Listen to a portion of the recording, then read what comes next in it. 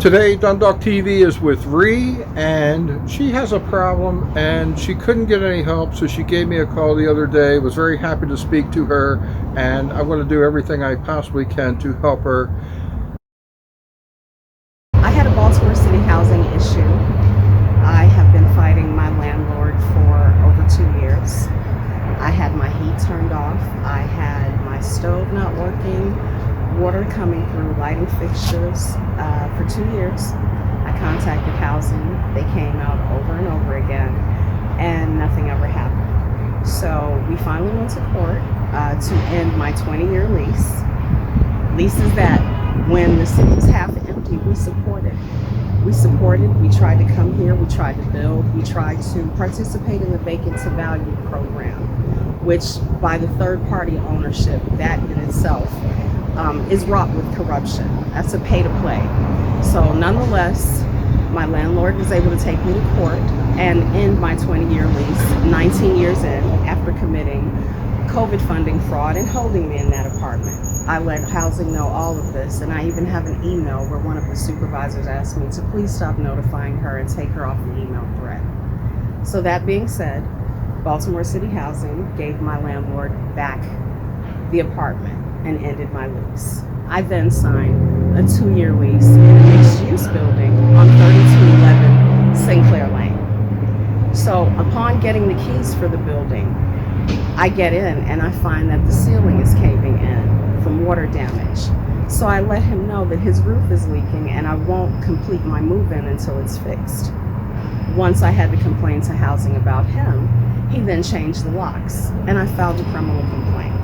That criminal complaint was supposed to be heard September 11th, which is tomorrow. And I get a call Thursday from the attorney who works for Baltimore City Housing, who tells me this is not a landlord-tenant issue and it's not a criminal complaint. This is a civil issue for breach of contract. So essentially, I now don't have an address. I don't have an address to register to vote. I don't have an address to pay my car insurance from. I don't have an address to receive my medication that I get from the Veterans Administration on a regular basis. All of these things make me a non-citizen. So who represents me? Well, I called Kweisi and Mfume's office to ask him how can this possibly happen? And his assistant tells me that they can't get involved in a legal issue and they can't provide me help from an attorney, which is not what I was calling for. And I had to request 3 times to file a congressional to find out how this happens. I'm supposed to be his constituent. I'm in his district. I live less than 5 minutes from his office door, and I can't get anyone to listen to me. And so the only person, fortunately too, is who I'm talking to right now. This makes no sense. How do you become a non-citizen in a place that you've inhabited, you've paid your taxes, you've paid every fee that they charge to be a resident of this city? And then by one attorney's laziness, who is now on vacation the day before we're supposed to go to court, I'm now a non-resident of where? Okay, so where are you going to move to now? I don't know. I truly don't know. I'm looking for housing. I'm getting assistance from a veterans group because I am a disabled vet. So I do qualify for that assistance and I'm getting that. But it's the uncertainty. I am battling health issues from a double mastectomy, and that's a little uncertain for me now. And in order to work, I need to work remotely, which means I need to live in a place where there is stability and safety for me and my issues, where I can heal.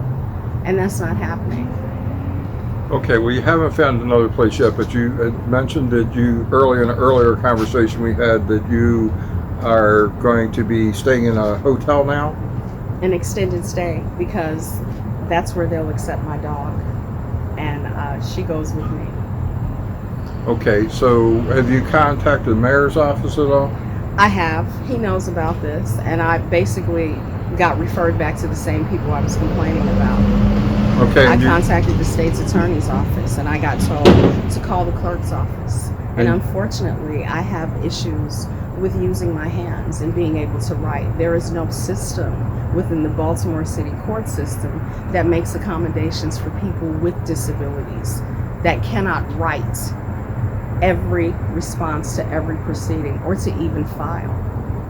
And you have also reached out to news organizations Yes, I have. and haven't heard anything back from them No, yet? Okay. I have well, not. Well, as I promised you, I'm going to do everything I possibly can. I will send this to the news organizations. I hope to have you possibly on WCBM. I've reached out. I didn't hear back. Didn't make the contact yet, but I left a message. So we're going to, Dundalk TV is going to do our very best to put your story out there and get things moving in the right direction.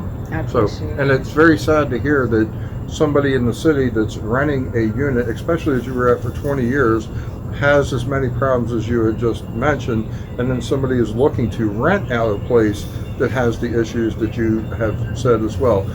One particular part of the story that that you had mentioned prior was how much money that the new landlord was going to be has gotten, and what happened there? He received $6,000 from a grant provided by a veterans organization because of my health issues and because of my limited ability to work. So he was incentivized with double the amount of security deposit in order to rent to me with my history, knowing this. So yeah, he received $4,000 as a security and $2,000 first month's rent. And then changed the locks on you. And changed the locks.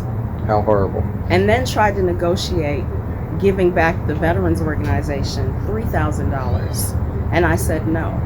I said that's veteran money and it's not free. And I'm still going to sue him for it, which is when I was advised by the veterans group's attorney to go and file the criminal charge for him locking me out illegally.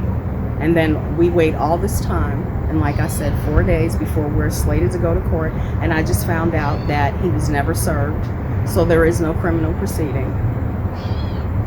Well, you're a very smart woman, I can tell that. Now just imagine people that aren't on the ball as much on the ball as you are and don't have the outreach that can actually get the help that you are, like from the attorney at the VA and things of that nature. I mean, there has to be a lot of people out there that are suffering from the housing, it appears, just from what you told me. Here's the thing. If you go over to MD Vets any morning, you'll see the line of people waiting to bathe. You'll see the line of people waiting to bathe, the line of people waiting to get something to eat.